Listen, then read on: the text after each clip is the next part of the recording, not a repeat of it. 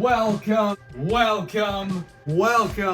to my first book review. Today I am going to be reviewing for you The Eye of the World by Robert Jordan, which is the first book in the Wheel of Time series. Now, if you are unfamiliar with Wheel of Time, what are you doing? Wheel of Time is a massive fantasy series.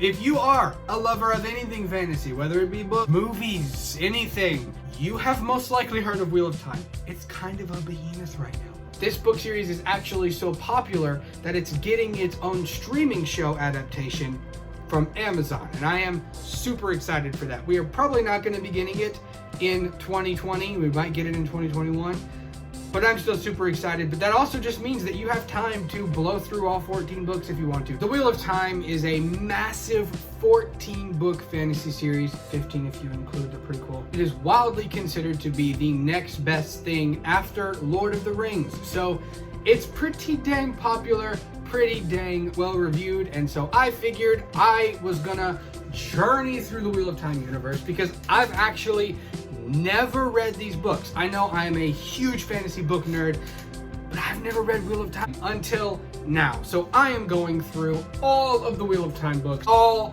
14 books, and I'm going to be reviewing each and every one of them as I go through them for you wonderful people. Please embark with me on this wonderful Wheel of Time journey that I'm going on with the first book, The Eye of the World. So if you're unfamiliar with The Eye of the World, I want to give you a little small synopsis as to what Wheel of Time and this book is about. Now, I will go ahead and say that it is very hard, I have noticed, to kind of come up with a synopsis of this book without putting spoilers in there. That's actually a lot harder than it looks.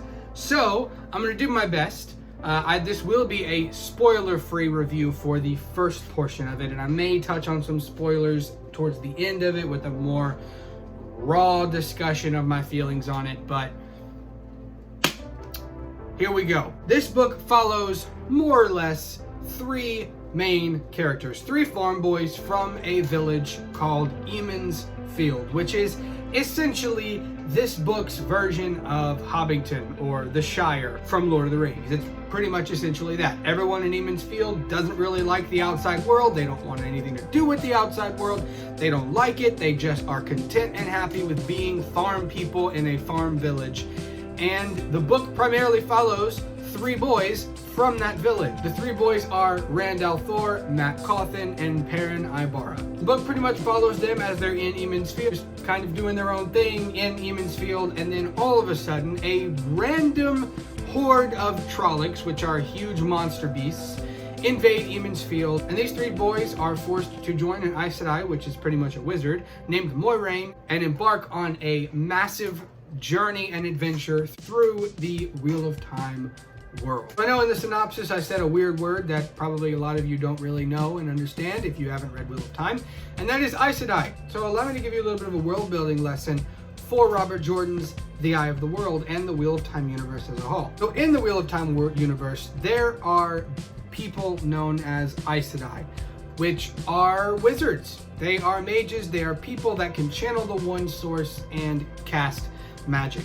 They are extremely powerful and also extremely feared because they kind of are the rulers and extremely powerful and nobody can really touch them, and there are a lot of stories about them being mean and about them being maybe evil, and definitely a lot of people just don't seem to like Aes Sedai or don't seem to trust Aes Sedai. Another thing is almost all the Aes Sedai are women because in this world men can wield magic, except a long time ago, the male side of magic was tainted by the Dark One, and so now if any man decides to use magic or has an affinity to use magic, they will slowly start to go insane. And that's actually a really cool character story that they do, because you have this main character who is a man who is going to be using magic, and so he's slowly starting to go insane throughout the series. It's kind of cool, and I really like what they're doing with that. Now, obviously, that is a very, very, very dumbed down synopsis of this book because there's so much crap that they put in this book. I cannot believe how much they actually pack in this book. There are so many characters. There are so many things going on in this book. They go to so many places, and it's really, really good.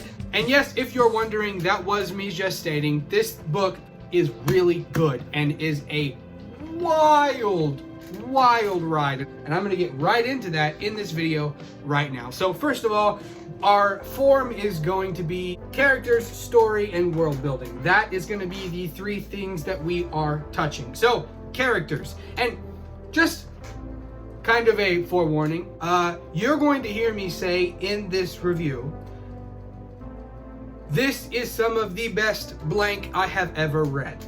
Why? That's because Robert Jordan has crafted a masterpiece in this book. This book is near flawless.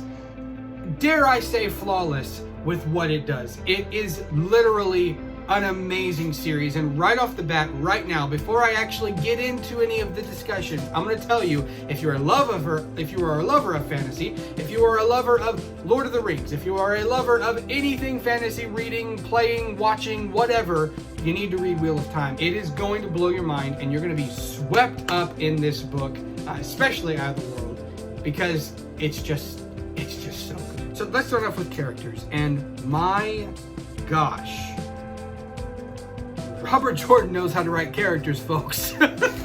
He literally has crafted amazing characters. I mean, amazing characters. I thought, in fact, in the first part of this book, I thought, you know what? I don't know about these characters. You know what? I don't know if I'm going to enjoy this. It's kind of slow. It's kind of reminding me a little bit too much of Lord of the Rings. Wow, I was so wrong. This book has amazing characters. The three main farm boys are incredible. They have personality. They have character growth. Look, they have story arcs. I love them. I love them. And not just the three main boys. I loved Moiraine. She was freaking awesome. I loved her character and how she really was kind of a jerk, but also like, you know, she's doing it for a reason. She probably knows what she's talking about.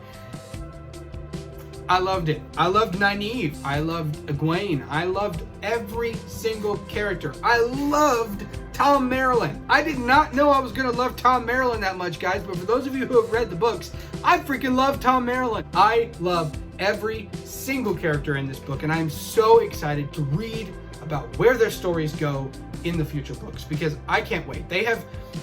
Robert Jordan has set up some amazing characters with some amazing character arcs that I just cannot wait to read about. So, characters are amazing. Robert Jordan's writing, how he writes characters, are so awesome. He writes them with so much personality and depth and emotion and character arcs that are important and are interesting to read about. It's the really strong characters. All right, now let's talk about story. So the story of The Eye of the World, I thought, was really good.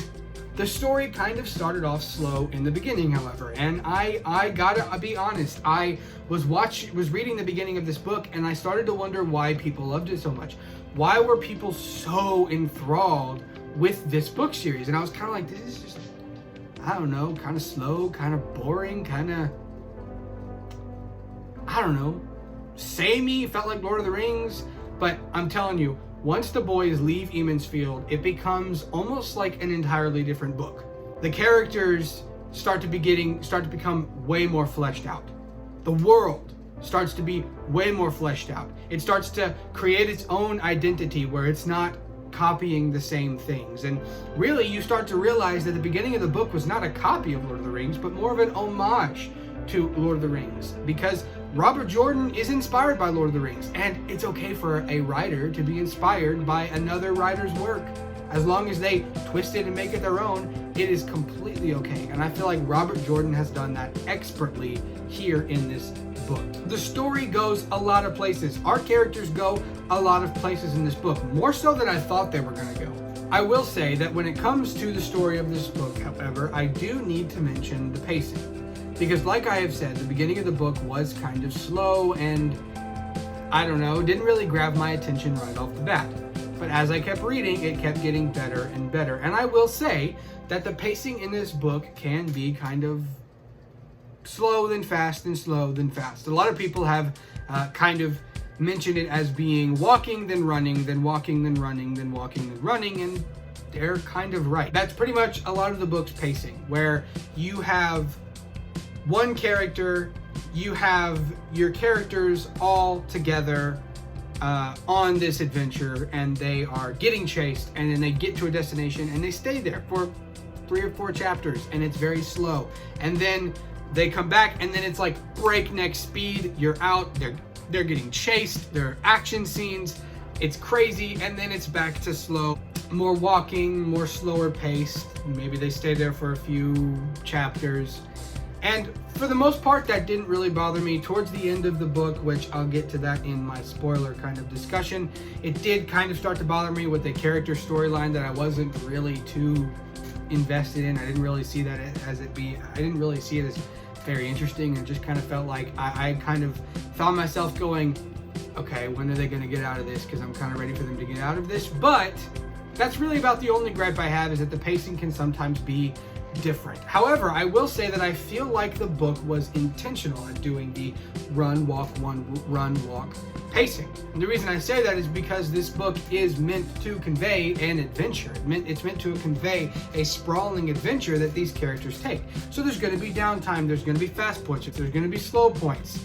And I feel like this book's pacing was meant to be run, walk, run, walk. I think it was supposed to be like that. I feel like Robert Jordan meant to do that to kind of convey his message of this being an adventure. Sometimes there's downtime, sometimes there's breakneck speed, crazy action time. So that's just what you're gonna get in an adventure like this. So I can't really complain about the pacing, but I know that a lot of people, this might not be your cup of tea with how some of the pacing is in this book. But it is still good. I would highly recommend, if you can get past some weird pacing, you will love this book series. Okay, now we're gonna essentially save the best for last, because I'm gonna be talking about world building. Because Robert Jordan probably does some of the best world building I have ever read in my life. And he does it because he doesn't do it in a way that I see a lot of authors now doing, where they use exposition dumps.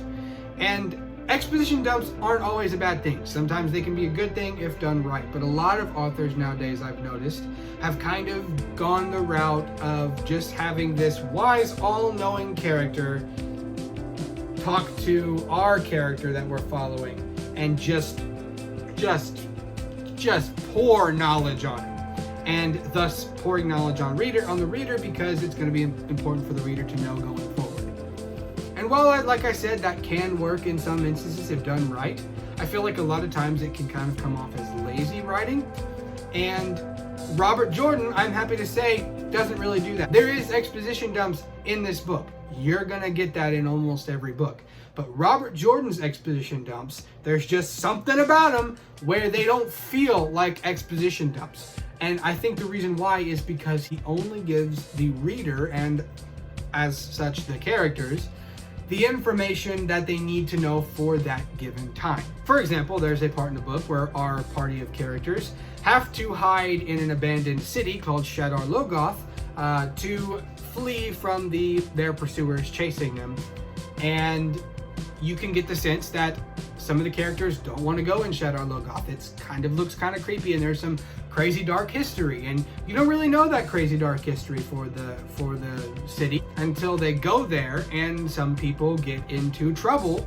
And through that trouble, through literally seeing that trouble and reading about the trouble and how dangerous the place is by actually having a dangerous thing happen, you then realize how dangerous this place is, and then our all-knowing character feeds some knowledge into our main characters on why exactly this place is so dangerous. Right then and there, he is not just using exposition dumps. Whereas one author might just go into the evil dark city, and our all-knowing character in our party just decides to spew exposition out to our main characters on why the place is evil, without actually ever showing us. But Robert Jordan decides, no, let's take some characters, let's have them go do something in this city. Let's have them get horribly attacked in this city and have something horribly wrong go on in that city and they almost die. And then let's have the all-knowing character, because of the thing that just happened, explain to our characters why they should not have done that and why exactly the city is evil. That is genius. You're not just dumping exposition on us, you're showing us literally why these places are so dangerous, and you're showing us the world, and I love it. Robert Jordan has really crafted something absolutely magical with the Wheel of Time world, and I cannot wait to read more about it in each of the different books and to grow my knowledge and learn more about the world, because man, as you go through this book, you start to learn a little bit more and more and more and more and more about the world, and it really makes you want to keep reading, because this world is so well built and so well fleshed out and is so deep in lore, history, and just complexity that you really want to learn about it. And so you keep on reading. Robert Jordan, and how masterful he is at world building, will only give you little small tidbits about the world as you go through the book, so you find yourself really wanting to read more to learn about the series and learn about the world. And I think that is just masterfully done. So, long story short, I love The Wheel of Time. It's one of my favorite books I have read this year. I already have The Great Hunt, which is the second book in the series, and I am reading that right now, and I will have that review up when I finish reading it. And I think from now on, what we are going to do, since I have reviewed the first book, non-spoiled, I feel like from now going forward, I am going to have to do spoiler reviews for the books, because I'm going to have to talk about things that happen in books that could be a potential spoiler to the things going forward. So I'm going to start my spoiler discussion right here about this book, but going forward, I will probably say that all of these reviews going forward for the different books in the Wheel of Time series are going to be spoiler filled, because it's going to be very hard for me to review a book in these series without avoiding spoilers as I progress through the series. So I could do it easily with the first book because it's the introduction, but it's going to be a lot harder to do that with the other books, so I'm not going to do that way. But I will go ahead and say Wheel of Time does get a solid 9 out of 10 for me, because this book literally was almost flawless. The only thing that I would say would be a little wrong with it would be the pacing, but that's more so just an acquired taste. I feel like if you enjoy that type of slow, fast pacing, then you will enjoy this book. I know I did, and I really cannot wait to read more about this book series and to read more and dive deeper into what this book series has to offer, because I really feel like I am reading something magical and I'm reading an incredible classic, and I love it so much. So go out, buy The Eye of the World. Even if you don't want to invest your time into a huge 14-book series, which I completely understand, if you just don't have the time for that type of commitment, at least pick up the first book, read it. You might change your mind, because I'm telling you, this book will suck you in and you will never want to leave this world and its magical characters, its magical story, and its magical world building. Alright, so I'm going to talk about a little bit of things in the spoiler discussion. It's just kind of some things I wanted to touch on that I did not get to touch on. Obviously, this is a spoiler session. I am not going to be going over every single plot point that happened in this book, because I just can't do that. There's so much. But I do kind of want to touch on some things that I wanted to mention but couldn't in the non-spoiler section of this review. So the first thing is going to be what I said about the pacing, and how there's a particular story arc towards the end of the book that just kind of didn't grab me, and I kind of was sick of hearing about it, and I feel like it kind of lasted a little too long. And that is the storyline with Rand and Mat, and how they basically become traveling bards for a section of the book. That just kind of is where the story kind of fell flat for me. I felt like there wasn't much happening at all. I felt like literally what was happening was they would go to a village, they would play for the innkeeper so that they could stay in their inn and eat because they had no money, and then a Trolloc or a Myrddraal would show up and they'd have to run to another city and then do the same thing over again, rinse and repeat, and I just felt like that it kind of got old after a while, and I felt like that story arc kind of dragged on for too long. I get it that that Robert Jordan was trying to convey that they're really having a hard time and that it's just they're homeless, they don't have any money, they're really just trying to get by with the instruments left from Tom. And I just felt like it was kind of a slow part, and I feel like that's where the story really dragged for me. Another thing I wanted to discuss is the part of the book that I think definitely has the best, is where a lot of the characters really shine, is in the part of the book where they get split up. Our party ends up getting split up in towards the middle of this book, and the pairs of people we have, they're not completely separate. They are split up into pairs. So the pairs we have are Mat, Rand, and Tom. And then the second pair is Perrin and Egwene. And then the third pair is Moiraine, Nynaeve, and Lan. And they kind of get separated after Shadar Logoth. They get attacked by that weird mist creature, and they basically have to separate, and then they're trying to find each other and come back to each other. This part of the book is where the characters really shine. I mean, they really shine. You get put in situations where the relationships are fleshed out more when they get split up. Relationships that you haven't really gotten to see until now. For example, you knew Perrin and Egwene were friends. They've been friends. You knew that they all had this kind of friend group and they've grown up together. But you never really got to see Perrin and Egwene's relationship until they get paired up together during the split up happens, when our party gets split up. And you really get to see them shine in a pretty great way. You get to see their relationship get more fleshed out, and that story was actually really interesting. I am loving what they're doing with Perrin. I'm loving the fact that they are making Perrin this freaking wolf whisperer, where he can talk to wolves, and he now has like wolf eyes. Like, I love that. I think that is so cool. He's not only a blacksmith that's super buff, he can now talk to wolves. I love that. I think that was awesome. In fact, I loved the character of Elias. I love that character. I thought he was very interesting, and I hope he comes up more in later books. I don't know if he will or not, but I hope he does show up in later books, because I really enjoyed that character. It really he was very interesting to learn about, very mysterious, and I really liked him. Another pairing I really liked was the Mat, Rand, and Tom. I really feel like that was a really good pair up, because we got to see, I loved this section of the book where they were on that ship for a while. I thought that was really cool to see, to meet the characters. It kind of felt like a swashbuckling adventure for a little bit. I know that they were just pretty much on sea the entire time that they were in that boat, but it was pretty interesting to see. I liked the character development. I love what they did with Mat too. Let's talk about Mat for a second, because oh man, did they do something cool with Mat. So you start to see after Shadar Logoth that Mat is not acting normal at all. He is angry, he's more to himself, he has random fits of horrible rage. He doesn't really talk to many people, he kind of stares off in the distance. He is essentially becoming a Smeagol type character, and it's kind of scaring Rand, and then people are taking notice and they don't really know why, and that was really interesting. And you come to find out that Mat actually took a dagger from Shadar Logoth, which he wasn't supposed to do, and that dagger actually is corrupting his mind, and he is basically turning evil.